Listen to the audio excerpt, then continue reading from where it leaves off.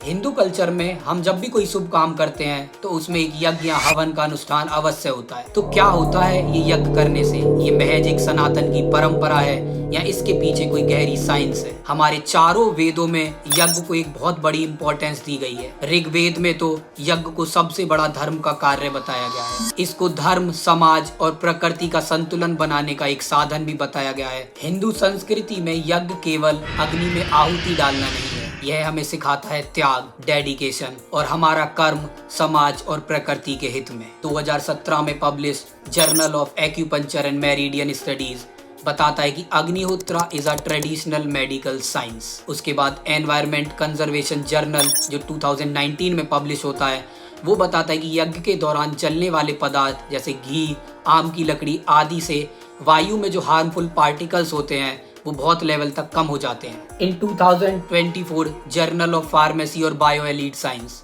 इसकी theory clearly mention करती है यज्ञ और इसके धुएं से इलेक्ट्रोमैग्नेटिक रेडिएशंस भी काफी हद तक कम होती है। उसके बाद उसमें बताया है कि कैसे इससे निकलने वाला धुआं दूर तक वायु, जल और पौधों में फैलता है और उसके अंदर के पैथोजन लेवल्स और पैथोजन लोड को कम करता है। तो जिन चीजों का प्रूफ आज मॉडर्न साइंस दे रही है, रिसर्च पेपर और जर्नल पब्लिश कर रही है, उसको हमारा हिंदू कल्चर सदियों से फॉलो करता आ रहा है, चाहे वो यज्ञ के इंसिडेंट के रूप में हो या फिर तिलक लगाने के रूप में। तो आगे से किसी भी हिंदू संस्कृति या परंपरा पर सवाल उठाने से पहले उसके पीछे का कारण जान लेना जरूरी है। और ऐसे ही कारण और अनटोल्ड फैक्ट्स को जानने के लिए हमारे चैनल को फॉलो और सब्सक्राइब करें। द हिंदू और सनातन धर्म is way ahead of time.